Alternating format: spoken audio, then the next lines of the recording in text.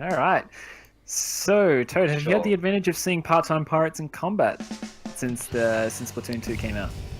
Not really, unfortunately. So, Well, I can confirm that they've definitely decided to go not full-time, but they're definitely putting in more hours at the office because even their old man is playing a decent Squid Game at this point. So both teams going for similar comps.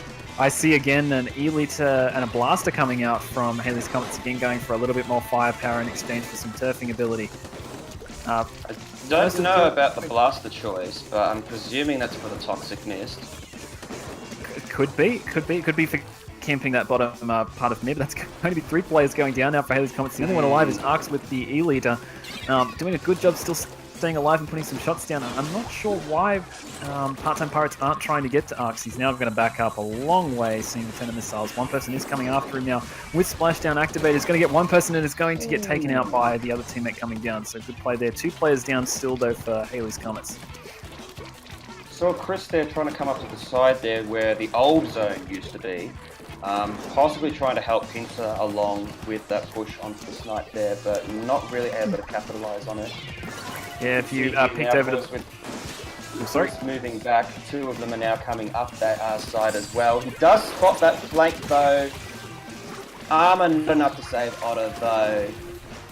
But unfortunately, as we can see here, a lot of PTP are now pressed backwards towards their side and basically conceding control of the center where they really want to be, even though they've still got the zone. Yeah, I feel like their turfing advantage is allowing them to hold the zone where their position is probably a little bit subpar at this point. You'd like to see them pushing up down into that bottom left-hand side. We just see one player doing that for part-time pirates. The zone's going to be capped thanks to the Inkstorm from the Charger. And Chris is really just disrespecting the Charger, just prancing around up on fence and putting turf down. But they are going to have to take up more aggressive positions if they don't want to get pushed out of this match. Do you see the Inkstorm there deployed there as well, possibly just to try and go through the mid and apply pressure over the zones, which has now coupled very nicely with this bomb rush as well. So once again, PTP definitely abusing and making use of their range as much as they can against the E-Leader. Nico here as well has been doing very nice to try and go in a little ham and play aggressive since he is the blaster. Look, he knows he can't put too much turf down, but he's doing a good job at least getting some splats. He was actually able to take 2 people out with a very nice flank. Jackie being forced to go backwards is going to take out Nico. She and only one other player alive, so that's effectively 3 players down with the counter going past 70 points here for Hayley's Comets. Doing a good job. They've got a decent amount of turf control. They just need to hold their positions well. There is the bomb rush here coming out from the Firefin on the part of PTP as well, trying to help neutralize things. Again, don't think the Inkstorm there from Arcs will help out much there. But it will allow them to continue to keep hold of the zones and put down enough ink to be able to take the lead. Good job, Hayley's Comets. For those of you who don't know, with a bit of special charge up and some ink saver main, 1 tank of ink, so 5 full charge shots from an E-Leader will actually charge an Inkstorm now. That's why you're seeing so many Inkstorms from the E-Leader. I mean, definitely a very viable build considering that it is ink saver high as well. I mean, they work very synergistically. You have the charge up, you have ink saver main, so you have more shots per tank. Yep. You get more specials faster, you get a full tank after using special, you have more shots to get more specials, yada yada yada yada.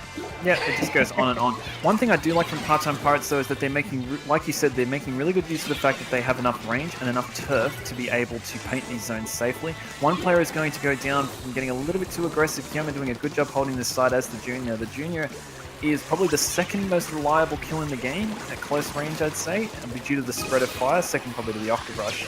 She's doing a good. Kiama's doing a good job holding on to this right-hand side. The zones have been stabilized in favor of Hayley's Comets, and they're still working towards their penalty at this stage with less than a minute left on the clock.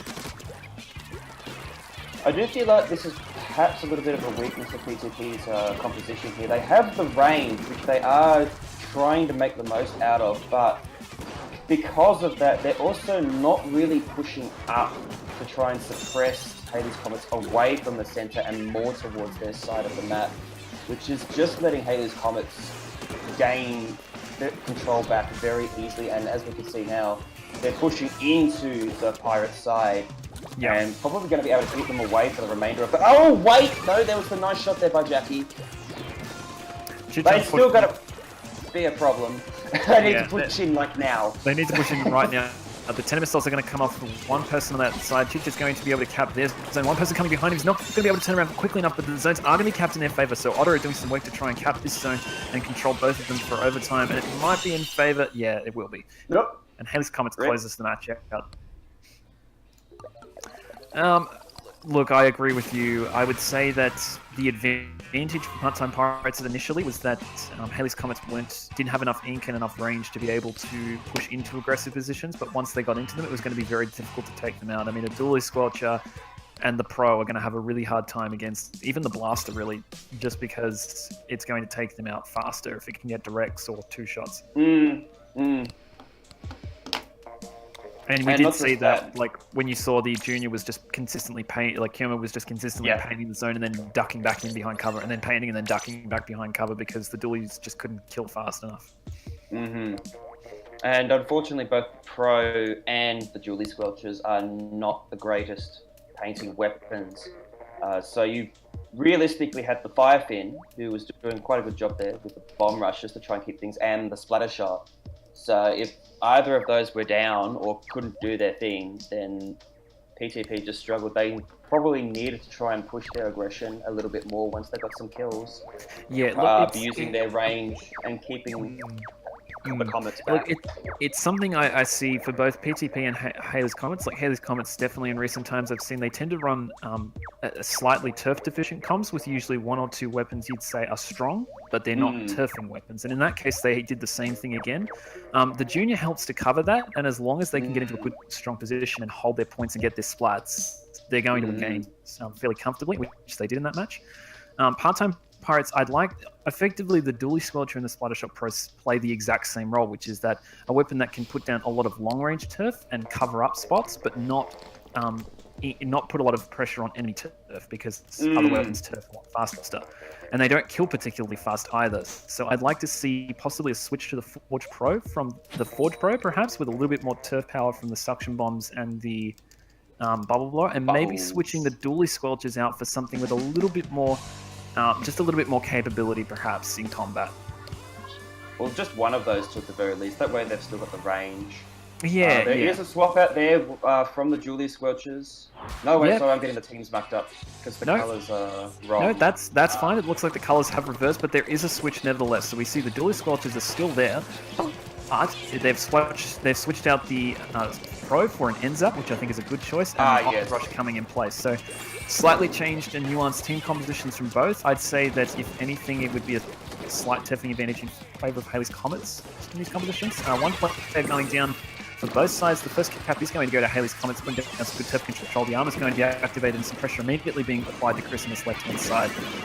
Bomb rush coming out though there from Jackie, able to recap the zone there for her teammates. One player going down for Hayley's Comets, one player down for Part-Time Pirates. Ark's getting into a good strong position, misses a shot, sees that one person is coming towards him, and the lead is going to be taken by Part-Time Pirates, establishing some control in this mid position. Not going to be able to do an awful lot there with the bridge up right now. He's definitely, he's repositioned quite nicely, so he's aware of the fact that he actually can't do much there as a charger.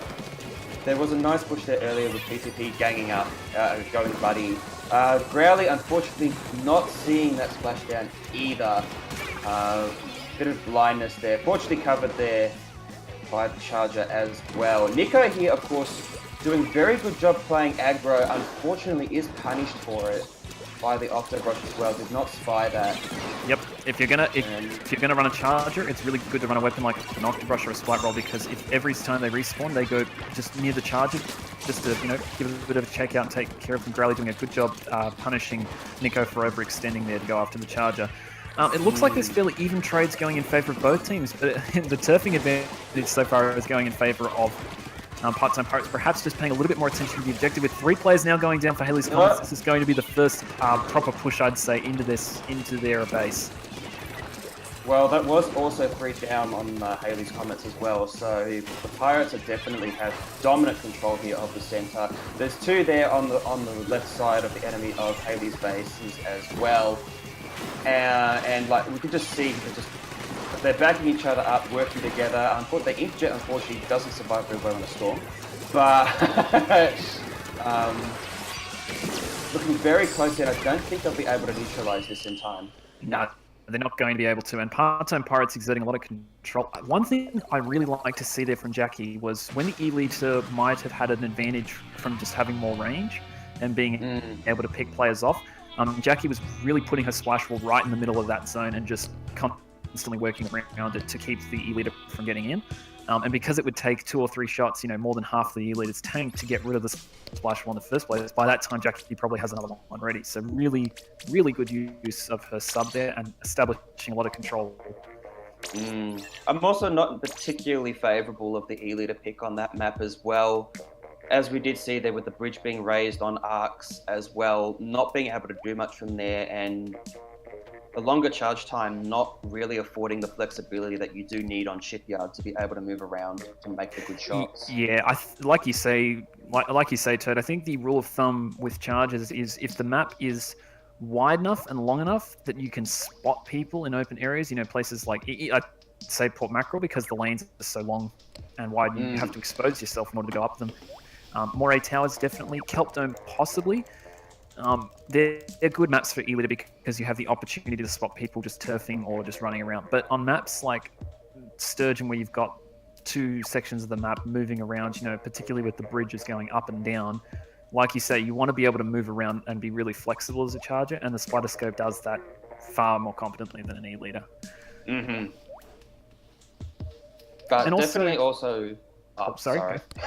No, after you. I was about to say, I also did like how Part-Time Pirates more often in that game were working together, but usually buddying up as well and watching each other's backs and what have you, numerous times in that game, which just worked out much better. Yeah, and that's reflected in the fact that Part-Time Pirates, if they did, we missed it, but I don't think they ever had 3 players down. At most, they had 2 players down when Hayley's Comets had 2 players down also. So that reflects, again, that they were not allowing a player to go for 2 or 3 kills because, as you say, they were buddying up to protect their teammates. So if one traded, then the other player's going to clean them up. So a slight change in compositions from both teams. We're actually going to see Part-Time Pirates go back to the heavy splatling in exchange for the Spider Scope, and we're seeing a sloshing machine here, which is sloshing machine, which is a very strong weapon in the meta at the moment. Definitely an up-and-comer. Interesting though that both teams dropped the charges, particularly the E-leader, since as you mentioned, the E-leader is actually quite good on port. But of course, I do note that the charger was also swapped out for Rapid, and Rapid is also a very excellent pick. And as we see here with Bomb Rush as well, and just the main weapon, just forcing everyone back, which is very nice as far as the pressure game goes. But Jackie getting a nice kill there on Kiyomo, able to finally spot her after getting 2 or 3 hits on her. The tower is starting to push for Hayley's Comets. Nico doing a good job trying to stay alive, but he's not going to be able to do too much before he dies. Again, a blaster, particularly a rapid blaster for the right tower, might not have been the smartest thing in that situation. It's 2 players down. Part-Time Pirates exerting a good numbers advantage and playing smart. Just as I say that, they're 2 players down and having to play a bit of damage control in mid. Nice missile, getting 3 people there, Chich. And it's probably going to be able to take out the rapid blaster. I didn't really see... Jump shotting like that is not the way to play Rapid Blast. You really want to be switching left and right, if anything, when you have ink to try and get people. Don't jump shot with Rapid, it's not worth it. Not just that, there was some bad spacing there on that part as well. Even ignoring the fact that was a dual Easter egg, if that was a Teta-Tech, he still would have died. That was a bad spacing. But of course, not that it seems to matter, as Hayley's Comets get a complete wipe from the chaos. So yeah, that was just too many players crowding around the tower in mid. And again, Nico choosing to put an ink mine down while the dueling squadrons are able to take him out very quickly.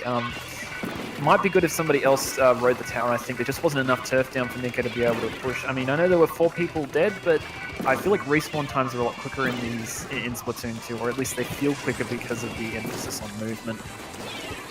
Nah. I don't know. I know they aren't necessarily quicker, but it definitely feels like it's harder to just push off a wipe. Like, you can't just get 1 wipe and push. You really need to get 2 or 3. in order to Oh, actually certainly for this map in particular, you definitely want a double white to make the big pushes. I do agree that much at least.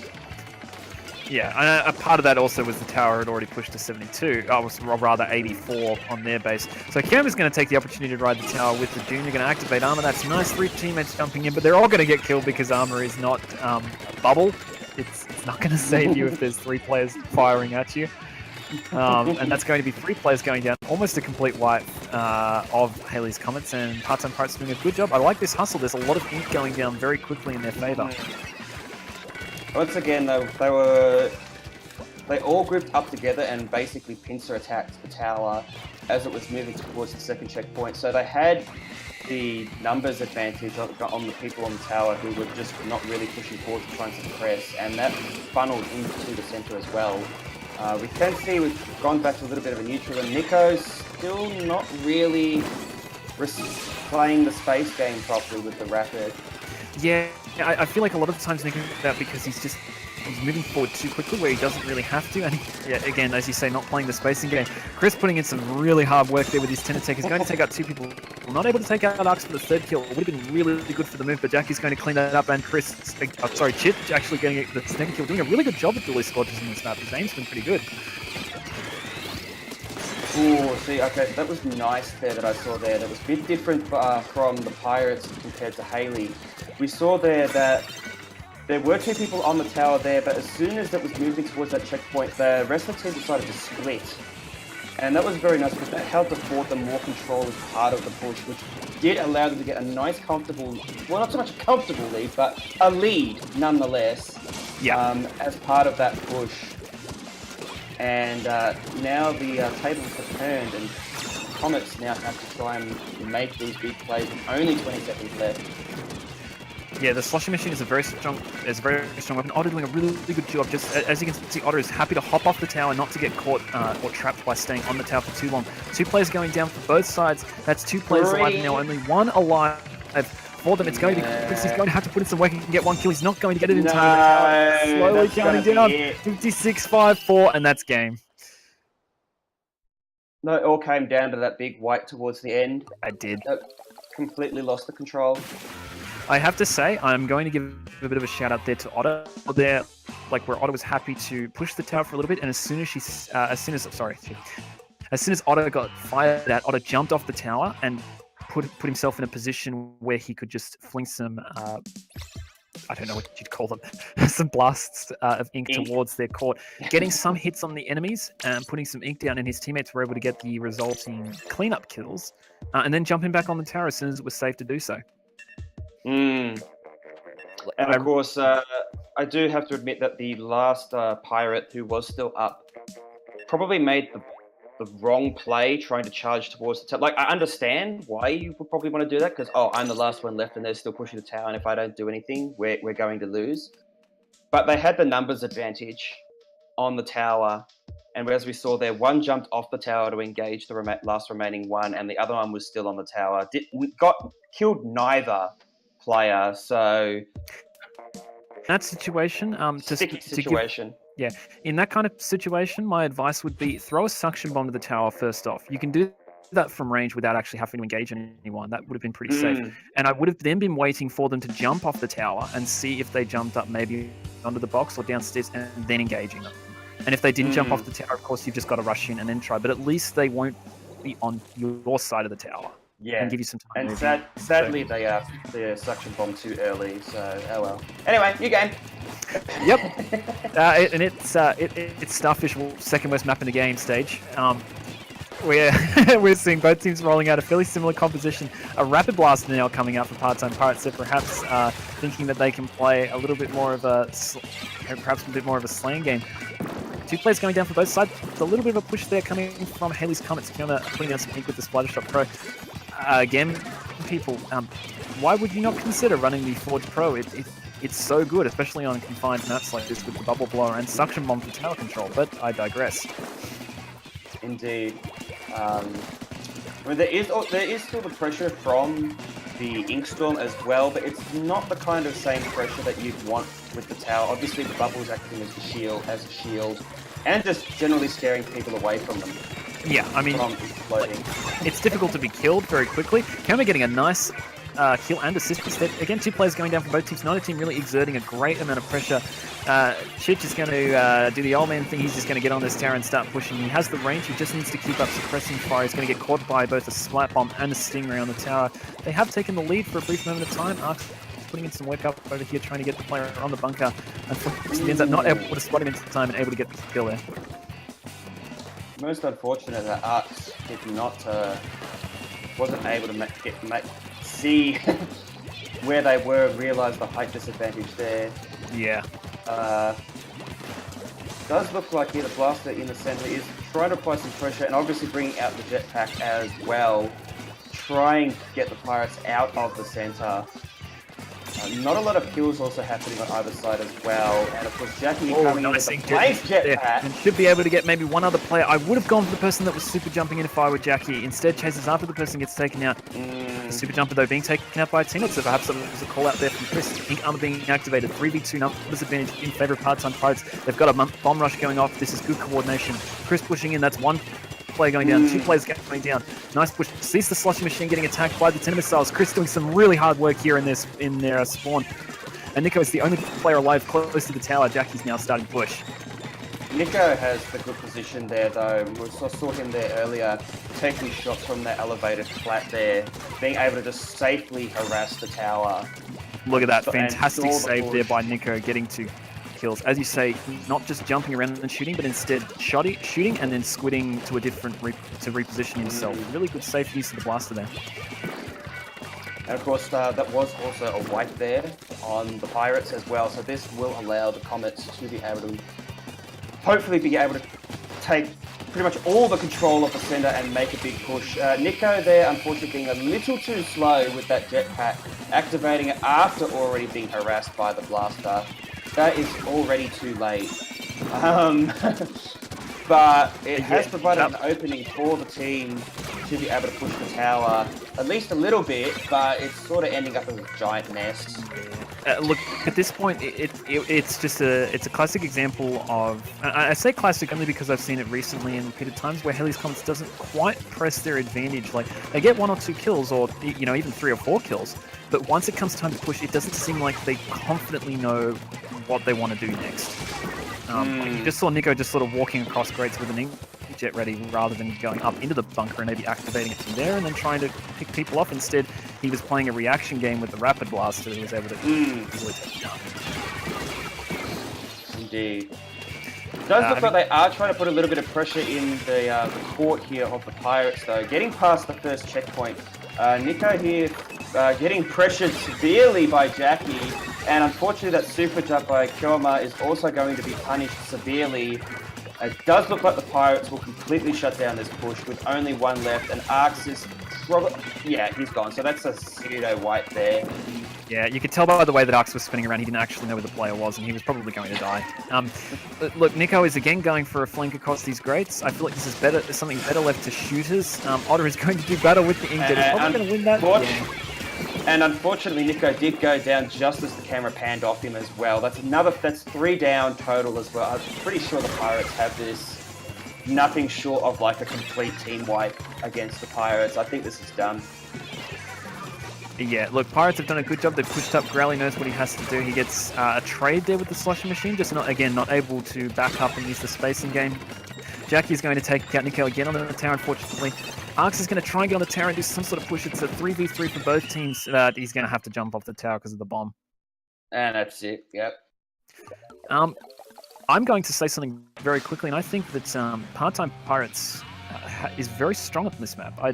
Recently in League, when my team has faced them a couple times, there were some very close matches on this map, and it seems like they really know how to press their advantage once they get a couple kills and they establish some control in mid. No, that was definitely a thing we saw there, where the Comets managed to get a very nice three players down and didn't really make an awful lot out of it, and were a bit hesitant to try and push forward and extend their control.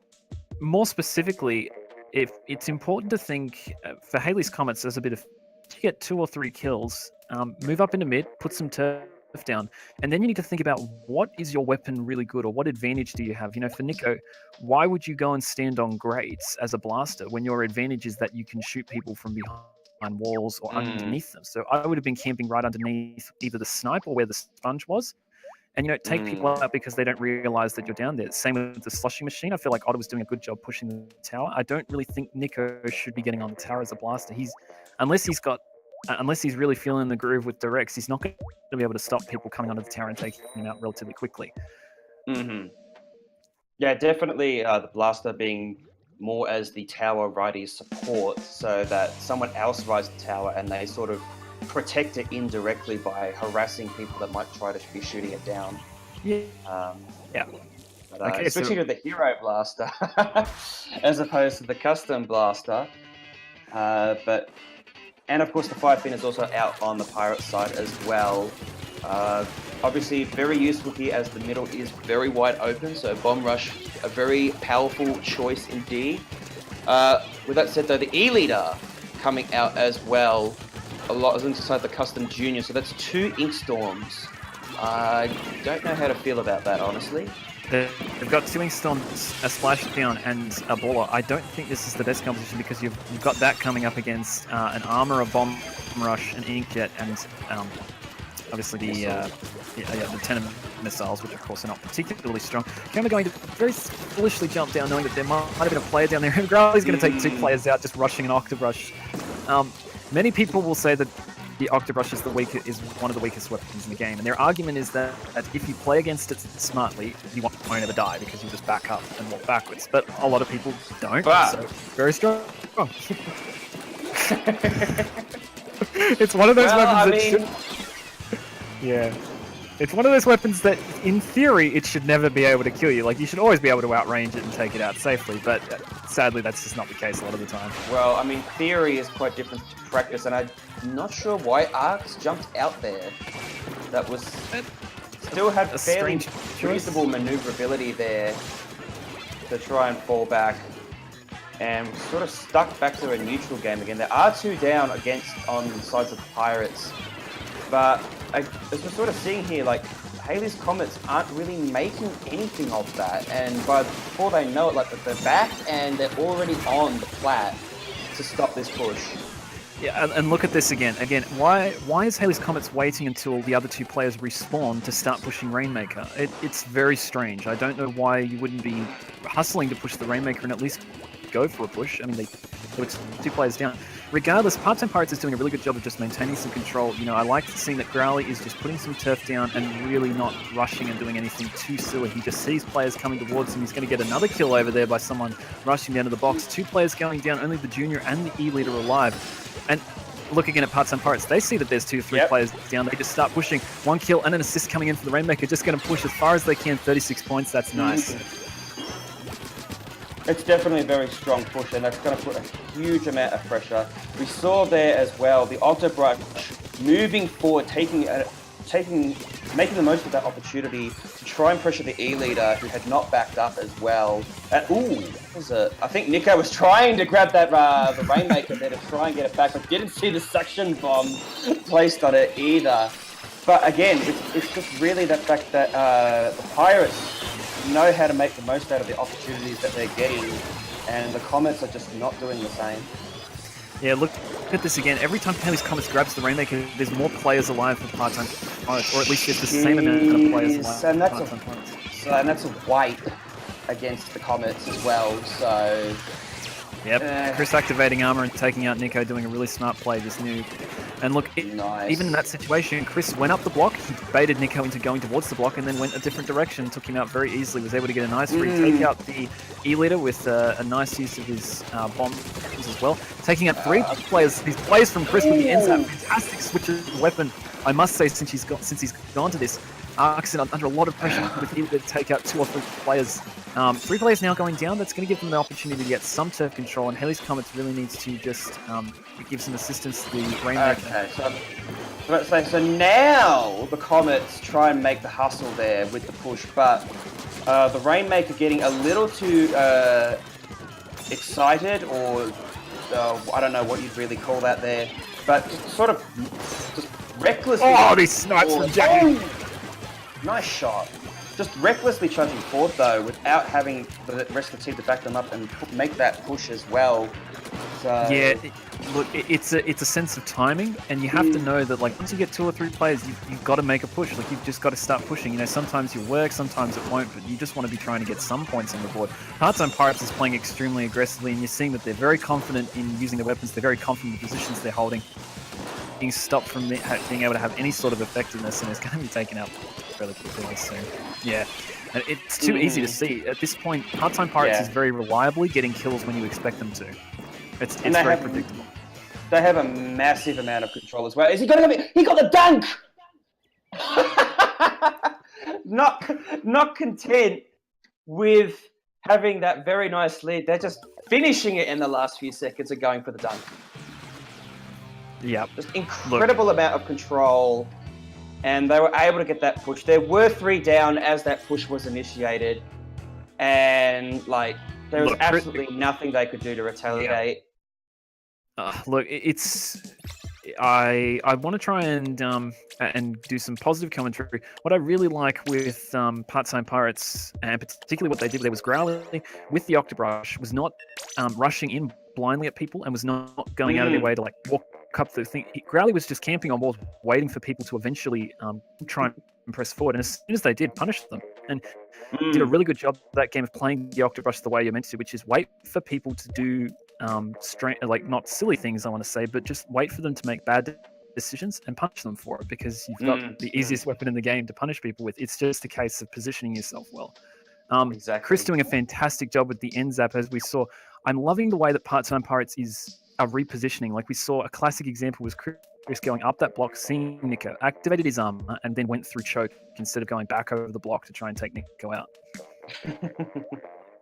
just really smart plays. But it's very smart, and it throws people off as well, thinking people are going to go a certain way, but then actually going another way. Like, just throwing people's senses off and being able to make that nice play there. But really just people, the Pirates, pushing when they have the opportunity to, and sticking together as a team, like either as pairs or as 3 with, let's say, like the range further back. It's working very, very nicely, whereas I feel the Comets are a little bit more disorganized. Yeah, look, it's the way that it stands at the moment. If 2 or 3 players from Hayley's Comets go down, you know that Part-Time Pirates are going to push. But the same can't be said of Hayley's Comets at this side. I'd like to see them change that. We're seeing a bit of a change up. They've got 3 shooters and a blaster, so a slightly more mobile and aggressive team composition. 1 player going down for both teams. Otter is just focusing on getting a splashdown charged up. 2 players going down for Part-Time Pirates. This is good. This is probably the change that they needed. Adding an extra shooter into the composition is going to give them a little bit more flexibility in turf coverage. Otter was playing it nice and safe. Again, demonstrating good, smart plays. There's an Octobrush coming from behind Otter, though. He's going to get the kill. Turn around and get a nice kill just as the camera panned away. 2 players going down. What are we seeing again, Toad? 3 players down. Who's pushed? Okay, there we go. now push. It's a wipe. Exactly. Here comes the push straight away. They see the 3 down. They're going to make a massive push straight away. There is the toxic mist from Nico's blaster there, though. That will stall the progress just a little bit. Certainly, it's enough to mess up Chris, who also goes down. Jackie just bolting with it. It doesn't seem to matter, though. That's still another 3 down on the Comets side. All right, looks like you might be a little bit behind me. So I'm at 350, 349. 347. 345, so I'm okay, a little bit ahead. All right, that's fine. We're pretty well in sync. Look, Hayley's Comets, again, are 3 players down. 3 down! They're in the back of their base. There isn't anyone to take advantage of Part-Time Pirates, unfortunately. Chris trying to get behind there quickly enough, but he's going to be backed off very quickly there by... we see Growly sneaking up there from behind as well, getting into the base. He is punished there, just does go down, but gets very close indeed to take it out. Do see the nice bubbles Rainmaker shot there. attacking as well. Nice Rainmaker shot there by Nico. What was really good there with Hayley's Comets was once they did have people trying to pressure them into choking and like losing the Rainmaker inside their base, they must have been making callouts and communicating as a team because they shut down every single attempt that Part-Time Pirates did at overextending. At the moment there is Nico. He sees the opportunity to push. There's 3 players down now. Push. That's it. Yep. That's it. And it's pushed past the it's pushed past the lead point. And they're going to be a knockout. Fantastic hustle. That's more like it. There you go. That's exactly what you've got to do. Look, there were 2 or 3 players down. Yes, there was a player alive. Yes, they could possibly have taken you out, but push. Come on. Just go. Look, honestly, it was a fairly stable game. It wasn't too different in terms of how the other games are going. The only difference was that Hayley's Comets, when they had the numbers advantage, they pushed. And when there were 1 or 2 players left alive, they continued to do their callouts, and they stopped Part-Time Pirates from closing the game out by flanking. And particularly important because Part-Time Pirates sent 3 different players into flank, and they all got taken out, which was the start of Hayley's Comets push.